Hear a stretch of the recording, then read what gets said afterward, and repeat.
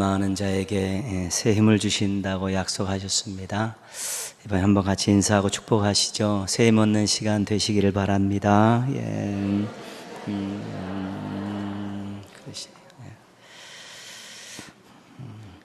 우리 이번 주 요절은 디모데전서 4장 10절입니다. 4장 10절.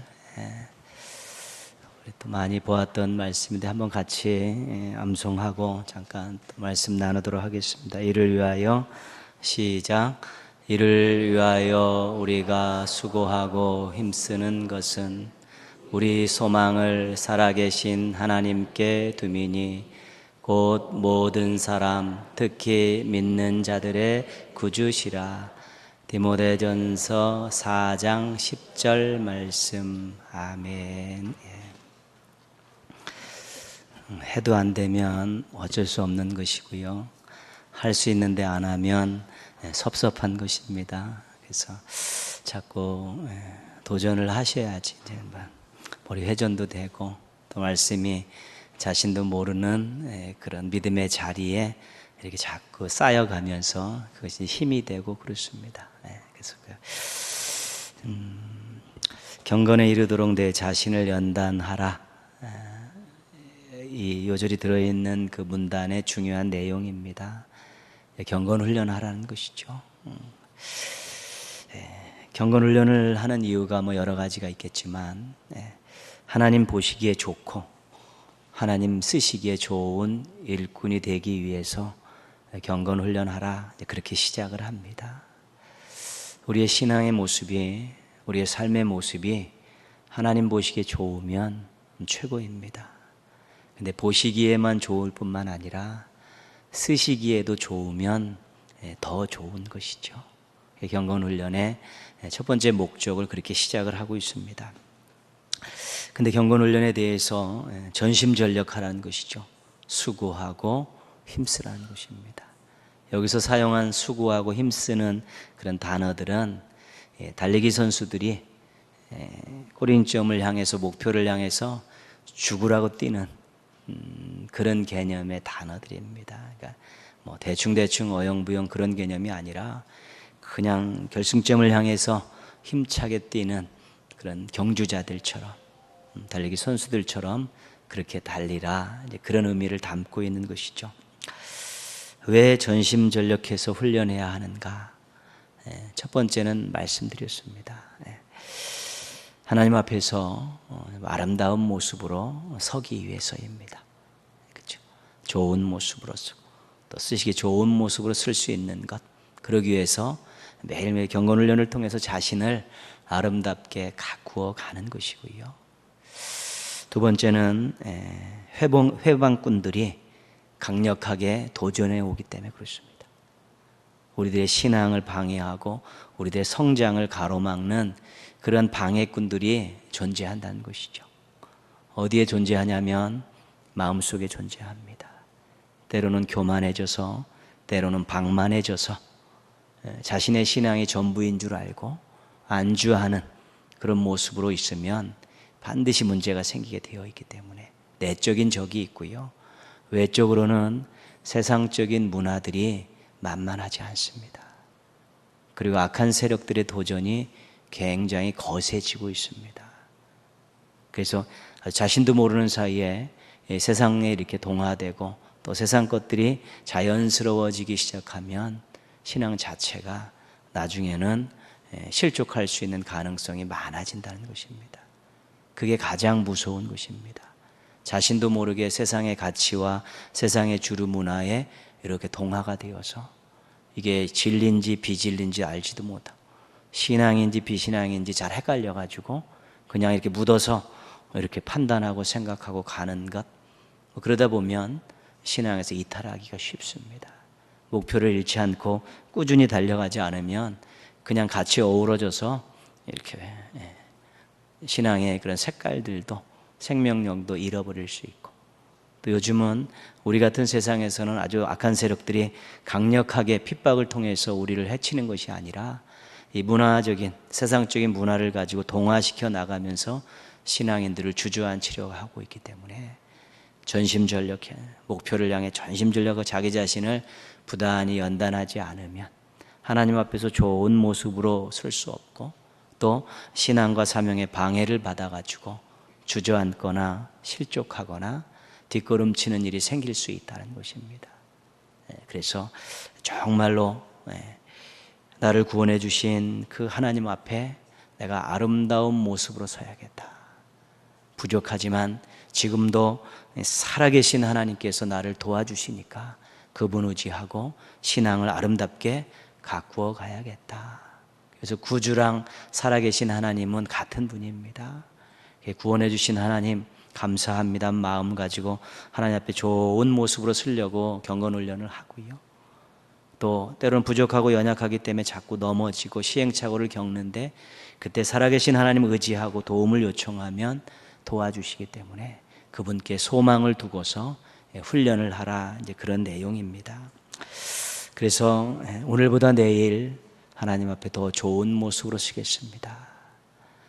많은 여러 가지 회방꾼들이 있지만 그것들에게 걸려 넘어지지 않고 한 걸음 한 걸음 주님을 향해 달려나가겠습니다. 그런 마음을 가지고 훈련을 하다 보면 하나님 보시기에 아름답고 하나님 쓰시기에 좋은 인생들이 되어질 수 있게 되는 것입니다. 하나님 우리를 쓰시는 것이 꼭 교회 안에 어떤 직분을 주셔서 쓰시는 것뿐만 아니라 우리 삶 속에서 우리들의 아름다운 삶을 통해서도 하나님께서 우리를 사용하고 계시기 때문에요.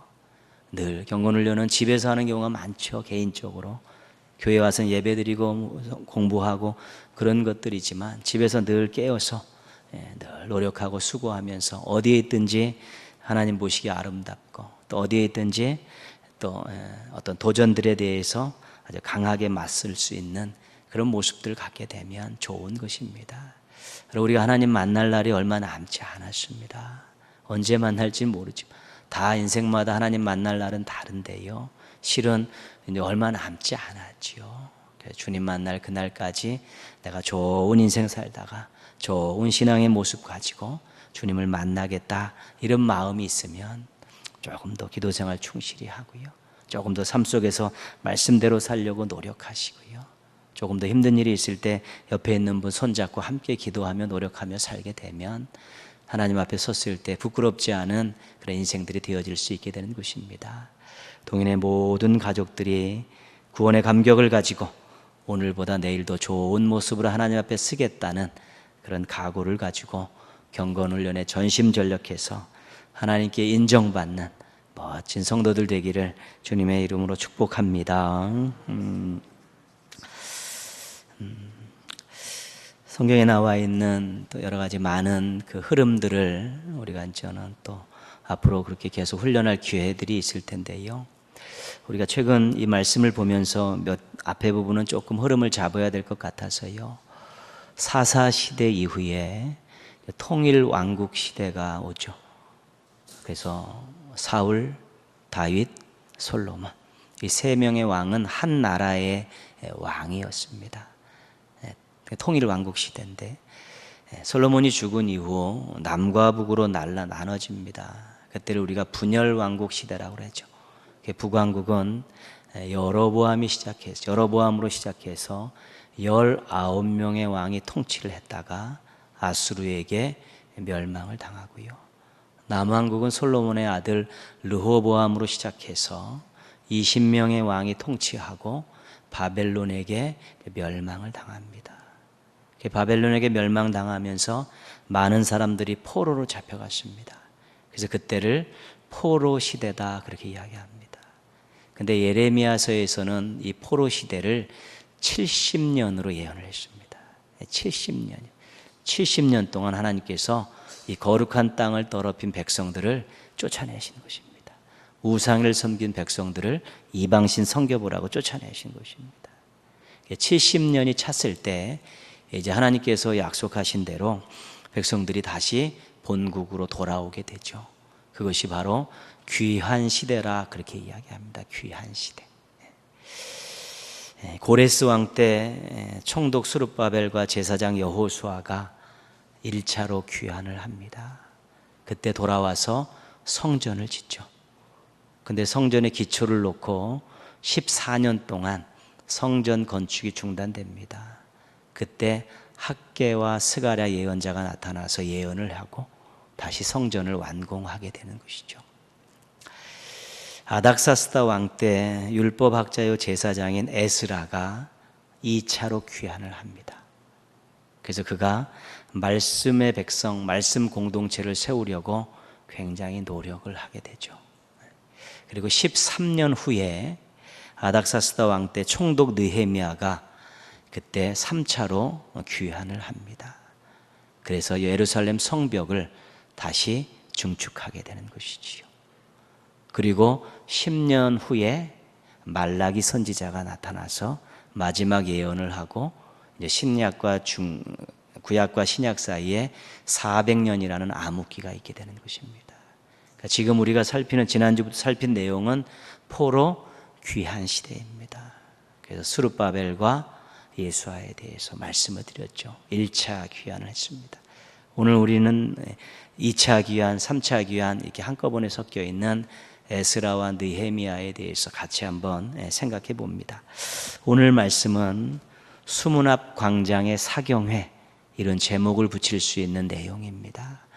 그 당시에 사경회가 있겠습니까? 근데 예루살렘 성벽에 물이 드나드는 이 수문이 있었는데 그 수문 앞 광장에서 에스라가 율법을 읽으면서 백성들에게 엄청난 새로운 회개운동이 일어났고 부흥운동이 일어나서 수문 앞 광장의 사경회 이렇게 제목을 붙이는 것입니다. 느헤미야가 52일 만에 성벽을 증축을 합니다.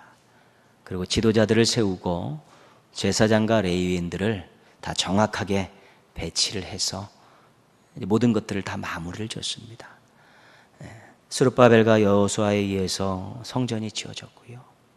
지금 느헤미야에 의해서 성벽이 건축이 되면서 예루살렘이 완전히 성읍으로서의 면면을 다 갖추게 된 것입니다. 그런데 백성들의 마음이 허전합니다. 모든 것들이 다 갖춰졌고 고국 땅에 돌아왔고 성벽도 자신들을 보호할 수 있고 성전도 지어졌는데 백성들의 마음이 허전한 것입니다. 헛뜻한 것입니다. 뭔지 모를 이유에서 마음들이 허전하고 마음들이 종잡을 수가 없습니다. 외적인 조건들로 채워지지 않는 그 무엇이 백성들의 마음속에 있었던 것입니다. 1절 말씀에서 우리가 그 이유를 찾게 되는 것이죠. 이스라엘 자손이 자기들의 성읍에 거주하였더니 7째 달에 이르러 모든 백성이 일제히 수문 앞 광장에 모여 학사 에스라에게 여호와께서 이스라엘에게 명령하신 모세의 율법책을 가져오기를 청하매 백성들이 수문 앞 광장으로 몰려듭니다. 그리고 에스라를 찾습니다. 에스라가 나타나니까 하나님의 말씀이 있는 율법책을 갖다가 우리에게 읽어주십시오 요청하는 것입니다. 백성들이 배가 고팠습니다. 백성들이 목이 말랐습니다. 영적인 음식이 그리웠던 것입니다. 외적인 조건들은 다 갖춰졌는데 영적인 음식들이 그리워서 배가 고프고 허기가 지고 갈증이 나기 시작한 것입니다. 이것은 아직 살아있다는 증거입니다. 그리고 이 영적으로 배고픔을 느끼고 갈증을 느끼는 것은 실은 하나님의 은혜이기도 합니다. 허기와 갈증을 느끼지 못하면 육체적으로 중병에 걸린 것이죠. 우리의 육체가 배고픔을 느끼지 못하고 갈증을 느끼지 못하면 무언가 큰 병에 걸린 것입니다. 영적으로도 허기와 갈증을 느끼지 못하면 그것이 신앙적으로 무엇인가 큰 문제가 있는 것입니다. 근데 이스라엘 백성들은 지금 영적인 허기와 갈증을 느끼는 것입니다. 그래서 에스라에게 하나님의 말씀을 갖다 좀 읽어주십시오. 배가 고파 죽겠습니다. 갈증이 나서 죽겠습니다라고 아주 강력하게 요청하고 있는 것이죠. 허기와 갈증을 느낀다는 것은 하나님께서 아직 사랑하신다는 것입니다. 중요한 것입니다. 예언자들이 나타나서 막 예언을 합니다. 그럼 예언을 하는 그곳은, 그 사회는 실은 타락했기 때문에 예언자가 왔습니다. 그러나 타락을 했지만 소망은 있습니다. 왜냐하면 하나님께서 그들을 기억하셔서 심판의 말씀도 전하시지만 소망의 말씀도 전하시기 때문에 그렇습니다. 그래서 예언자가 나타나면 그 시대는 소망이 있습니다. 심판의 말씀이 전파되면서 채찍질도 받지만 다시 회복시킬 수 있는 하나님의 말씀도 전해지기 때문에 그렇습니다. 허기와 갈증을 느끼면 힘이 듭니다. 그러나 소망이 있습니다. 살려고 몸부림친다는 것입니다. 그래서 하나님의 은혜라는 것입니다. 영적으로 굉장히 핍절해졌음에도 불구하고 허기를 느끼지 못하고 갈증을 느끼지 못하면 그것은 방치된 것입니다. 하나님께서 상실한 마음 그대로 내버려 두신 것입니다. 그렇기 때문에 무언가 영적으로 허기와 갈증을 느낄 때는 이것은 하나님의 부르심입니다. 하나님의 은혜입니다. 다시 살아나라고, 다시 회복하라고, 다시 만나자고, 다시 영광 받으시겠다고 하나님께서 주시는 은혜의 증거가 되는 것입니다. 시편 42편 1절입니다. 하나님이여 사슴이 시냇물을 찾기에 갈급함같이 내 영혼이 주를 찾기에 갈급하나이다. 살아있는 것입니다. 하나님의 은혜입니다. 하나님의 임재가 그립습니다. 하나님의 은혜가 그립습니다. 하나님의 말씀이 그립습니다. 이런 마음입니다. 제 영혼이 목말라 죽겠습니다. 제 영혼이 배고파 죽겠습니다. 사슴이 그 건기에 시냇물을 찾아 이리 뛰고 저리 뛰고 막 뛰는 그런 모습들처럼 샘물을 찾아 이리 뛰고 저리 뛰는 것은 살겠다는 것입니다. 그런 시냇물을 찾는 사슴과 같이 지금 하나님의 임재를 기다리고 하나님의 은혜를 기다리고 하나님의 말씀을 기다리고 사모하는 그런 모습들을 시편 42편 1절은 이렇게 이야기하고 있습니다. 환경적으로는 불안과 낙심이 나올 수밖에 없는 환경이지만 그것이 중요한 것이 아니라 하나님의 임재와 하나님의 은혜와 하나님의 말씀이 나를 채워지는 것이 더 중요하다는 것입니다. 그게 채워지면 낙심할 수 있고 불안할 수 있는 환경들을 얼마든지 넘어설 수 있기 때문에 그렇습니다. 이런 마음을 하나님께서 기다리시는 것입니다. 사모하는 영혼을 만족하게 하시는 것입니다. 하나님 배고파 죽겠습니다. 하나님 목말라 죽겠습니다. 하나님의 임재가 필요하고 하나님의 은혜가 필요하고 하나님의 말씀이 필요합니다라고 그렇게 죽기 살기로 하나님을 찾는 그 신앙, 그 마음을 하나님께서 기뻐하시는 것이고요. 또 그런 마음들을 통해서 놀라운 은혜를 베푸셔서 다시 하나님과의 깊은 관계를 맺으며 회복시키시는 것입니다. 인생 살면서요, 정말로 영적으로 배가 고프고 영적으로 목이 말라서 어찌할 바 모르고 막 하나님 앞에 죽기 살기로 기도하고 정말 그것을 해결하기 위해서 몸부림쳤었던 그런 시절들이 우리들에게는 한두 번쯤은 있었을 것입니다. 왜요? 주 없이 살 수 없기 때문에 그렇습니다.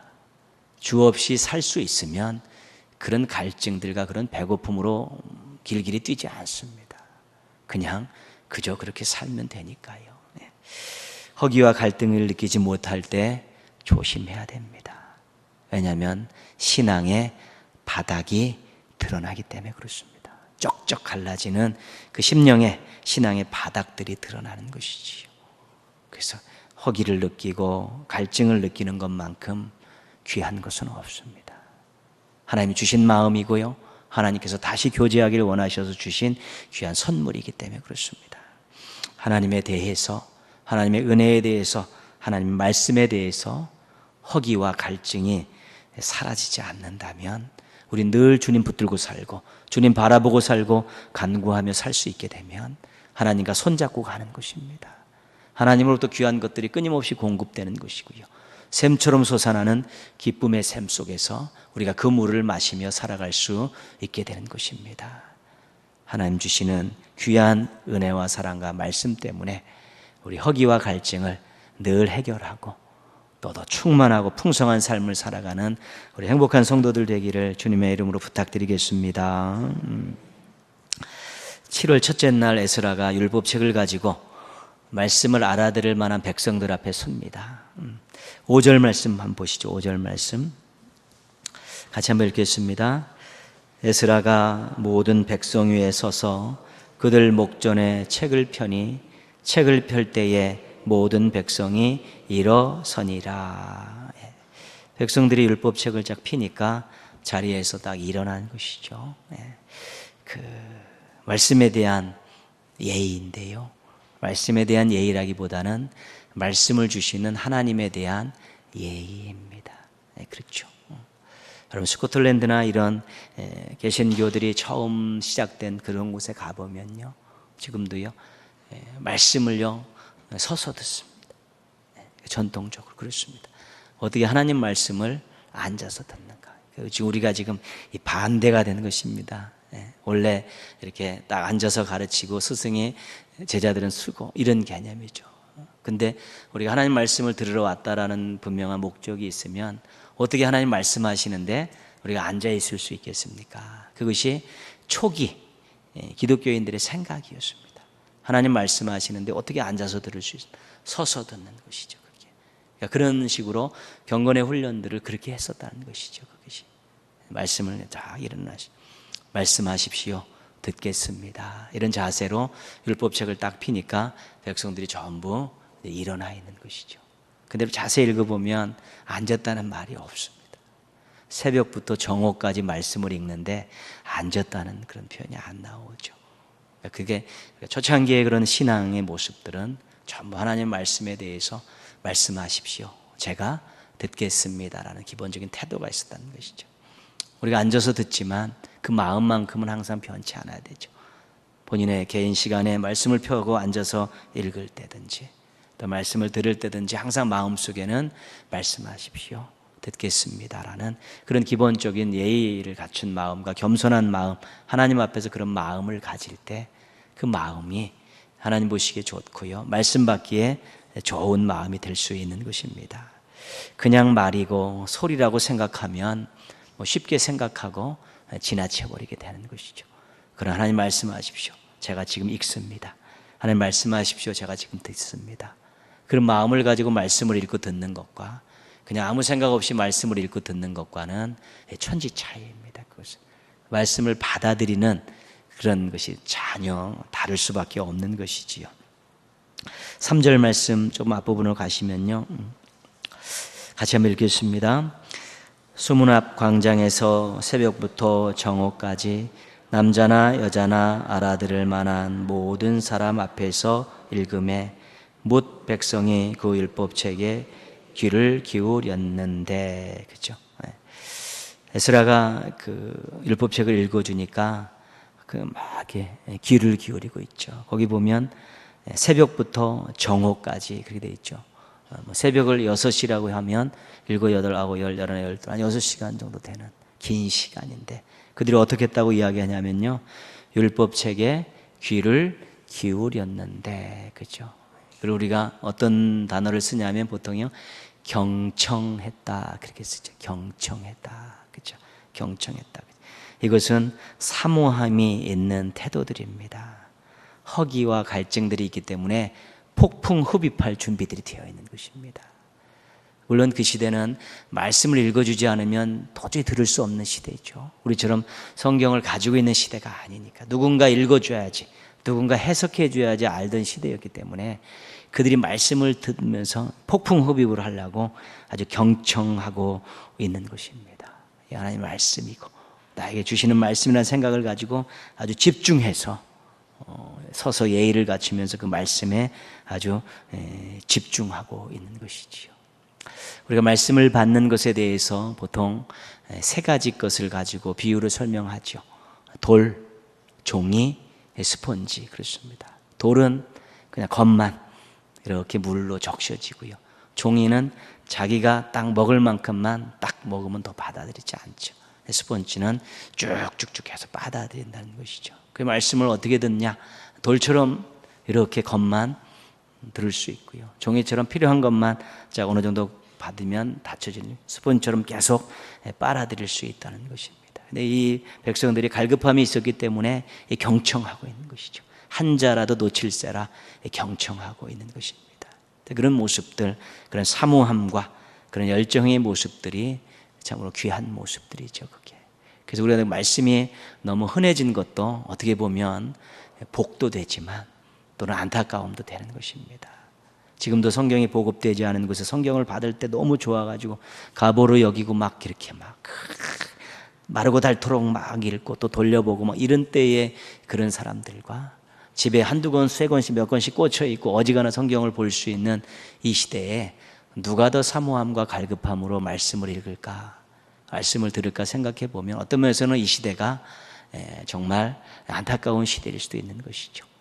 더 많이 접할 수 있는데 귀를 기울이고 마음을 쏟는 것은 더 약해질 수 있다는 것입니다. 그런 한계가 있기 때문에요. 우리가 늘 또 말씀을 지금 들을 수밖에 없고 말씀을 숨어서 볼 수밖에 없는 그러한 지역도 있다는 것 생각하면서요. 또 집에서 개인 경과는 말씀을 읽을 때라든가 우리가 말씀을 들을 때 조금 더 사모하고 진지하고 경청하는 그런 모습들, 또 진지하게 읽는 그런 모습들을 우리가 갖는 것도 우리들 또 그렇지 못한 사람들에 대한 또 예우일 수도 있다는 것입니다. 9절 말씀 세 번째 그들의 모습입니다. 한 문장만 같이 읽겠습니다.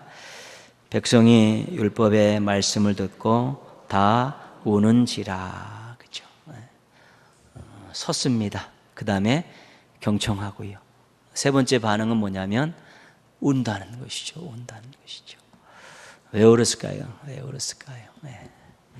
성경에는 이제 하나가 나와 있습니다, 분명히. 근데 감격의 눈물이 아니었을까? 우리가 하나님의 말씀을 듣게 되었다. 우리 하나님의 말씀을 듣는다는 포로 생활하고 돌아와서도 꽤 오랜 세월 동안에 성전 건축하고요, 성벽 건축하고 여러 가지 일들에 있어서 이렇게 한자리에 모여가지고 이렇게 경청할 수 있는 그런 기회들이 많지 않았던 것이죠. 우리가 지금 하나님 말씀을 듣는다. 그런 것에 대한 감격이 그들에게는 있었던 것이고요. 감사의 눈물을 흘렸을 것입니다. 왜냐하면 그 백성들이 딱 서서 들을 때 에스라가 낭독하면 레위인들 거기 이름이 거명된 사람들이 중간중간에 서 있습니다. 아마 이렇게 무리를 지어서 조장식으로 서 있던 것 같죠. 그 말씀을 읽으면 그분들이 해석을 해주는 것이죠. 그러면서 백성들이 말씀을 깨닫는 것입니다. 그 말씀을 깨달으면서 또 감사의 눈물을 또 흘릴 수밖에 없는 것이지요. 그리고 이제 오늘 느헤미야 9장에도 나와 있는데요. 세 번째 눈물은 회개의 눈물입니다.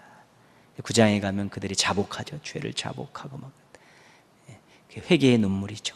말씀을 읽고 듣고 해석해 보니까 자신들의 모습이 너무 하나님으로부터 멀어져 있었던 것입니다.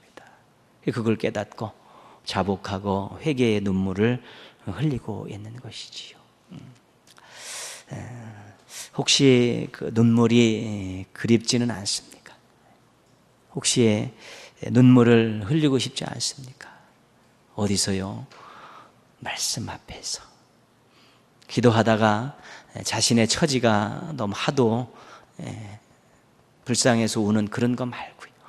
하나님 말씀 앞에 딱 섰을 때 그 말씀이 자신의 가슴을 둥둥둥둥 치면서 때로는 감사가 때로는 회개가 와서 그렇게 눈물을 흘리고 싶지 않냐는 것이지요. 그런 경험은 좀 흔치 않은 경험이지만 정말 그런 경험은 아주 귀한 것입니다. 말씀의 백성이 말씀으로 웃고 말씀으로 울 수 있어야지 진짜 말씀의 백성 아니겠습니까? 때로는 하나님의 은혜가 너무 커서 말씀을 읽다가 성경책에 눈물을 쏟기도 하고요.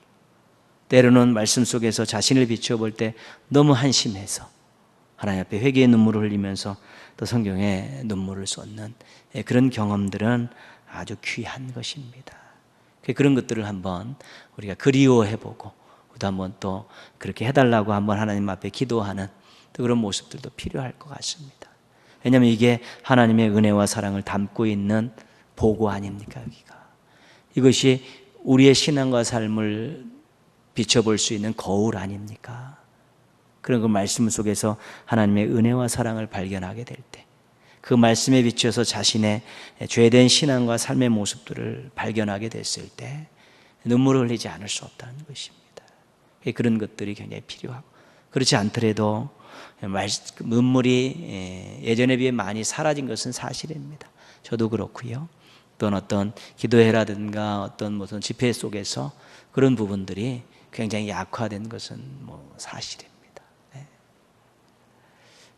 한 20년 안 됐죠. 제가 초창기 안수받고 그때 이제 사역할 때는요, 막 십자가 보혈 막 이렇게 설교하면 여기에서 눈물이 그렁그렁 한 분들이 굉장히 많았습니다. 그 감격. 지금은 아무리 얘기해도 그런 거 별로 없습니다. 너무 익숙해져서 그런지 몰라도, 너무 당연해져서 그런지 몰라도 우리가 자꾸 신앙을 현재화시키지 못하고 있고 자꾸 과거화시켜 가고 있습니다. 예수 그리스도의 십자가를 말씀드렸을 때 20년 전이나 10년 전이나 지금이나 우리는 그 앞에서 영원한 죄인이고 그 피로 구속받은 죄인이라는 것, 그 은혜에 감사하는 마음들이, 그 강도는 실은 그렇게 많이 차이가 나면 안 되는 것이죠. 근데 자꾸 이것이 과거 사건으로, 추억으로 자꾸 뒤로 밀려가니까, 현재화되어지지 않으니까 지나간 일들은 무덤덤한 것입니다. 무덤덤한 것입니다. 십자가는 옛날, 나의 구원에 받았던 날은 옛날에 있었던 것인데 자꾸 이것들을 현재화시키고 말씀을 현재화시키면서 그런 감격들을, 그런 초심들을 잃어버리지 않으려고 노력하지 않으면 자꾸 신앙이 과거화되어 버리는 것이죠. 구원받은 것도 과거, 은혜 받은 것도 과거, 자꾸 과거화되어 버리면 감격들이 사라져가는 것이고요. 그러나 말씀은 오늘 나에게 주시는 말씀입니다.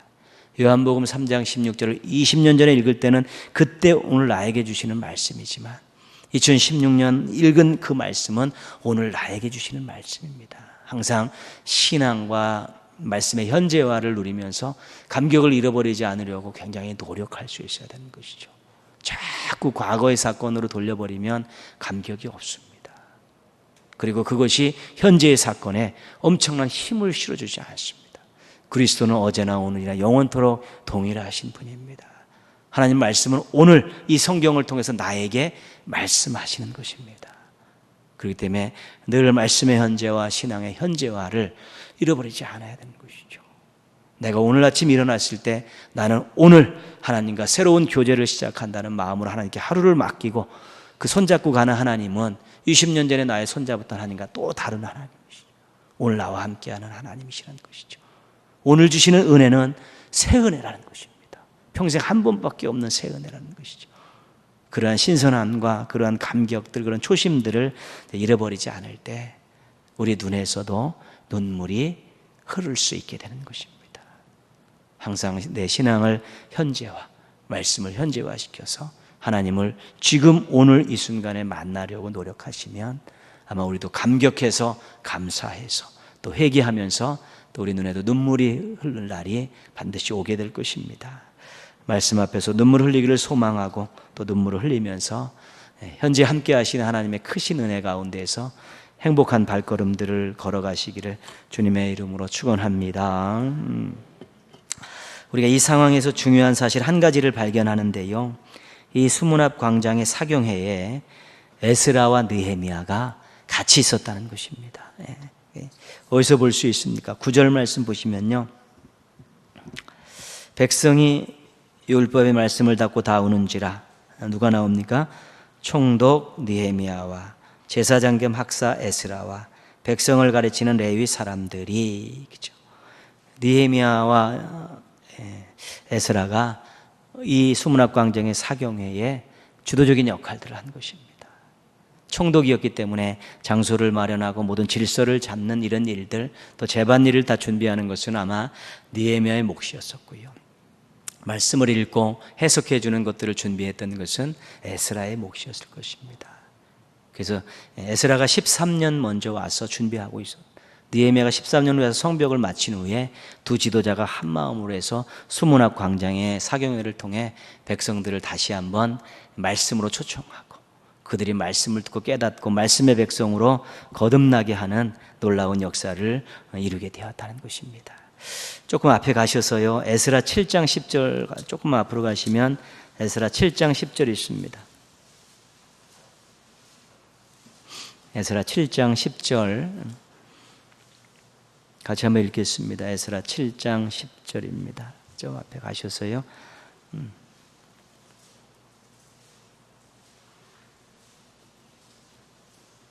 네, 조금만 앞에 가시면 있습니다. 바로 에스라 7장 10절. 네.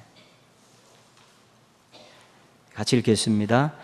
에스라가 여호와의 율법을 연구하여 준행하며 율례와 규례를 이스라엘에게 가르치기로 결심하였더라.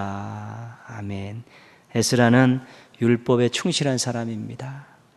연구하는 학자였고 준행하는 실천가였고 가르치는 선생님이었습니다. 그렇게.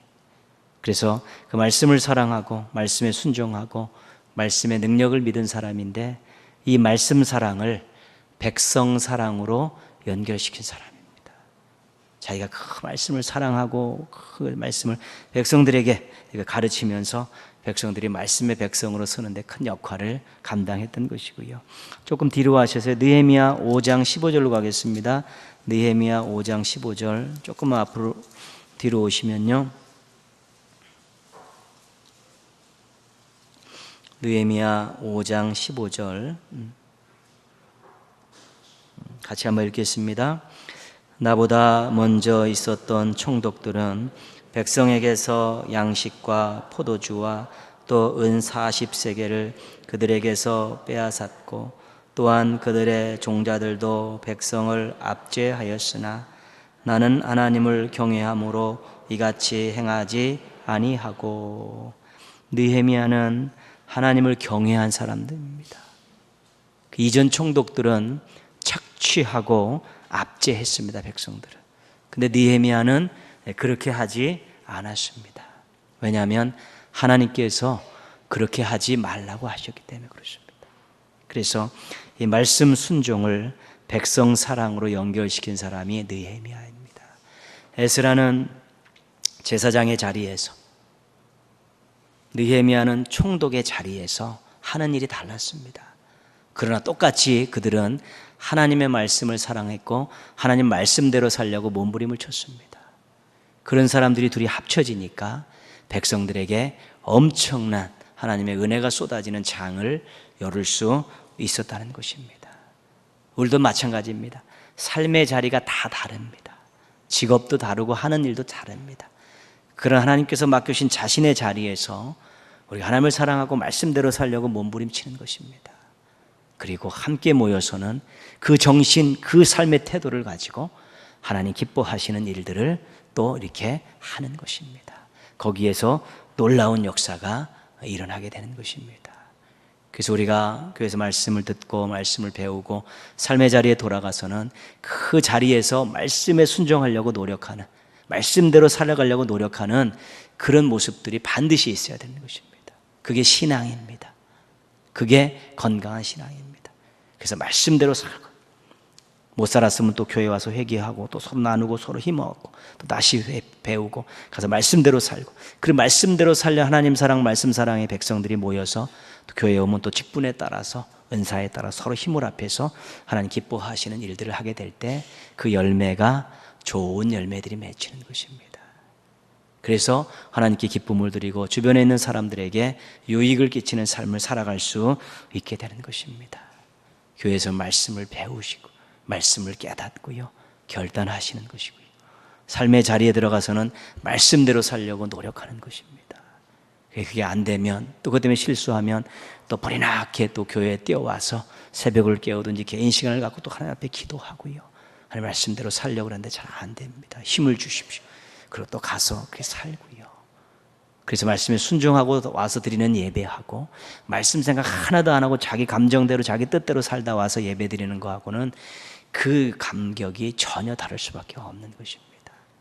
그래서 제사장 에스라, 또 총독 느헤미야가 각자의 삶에서 하나님 말씀을 살아고 말씀대로 살려고 함께 모였을 때 백성들이 복을 받았듯이 우리들의 모든 것들도 정말 그런 모습들로 말씀 사랑이 함께 모여서 하나님께 영광 돌리고 성도들과 또 이 지역사회와 민족에게 큰 힘을 실어줄 수 있는 그런 교회가 되어질 수 있어야 되는 것입니다.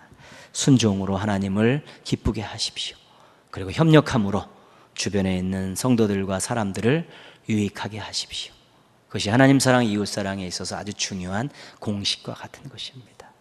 순종하지 않는 사람 사용하지 않습니다. 순종하지 않는 사람에겐 열매는 없는 것입니다. 그래서 말씀이 중요한 것입니다. 모쪼록 말씀의 백성입니다.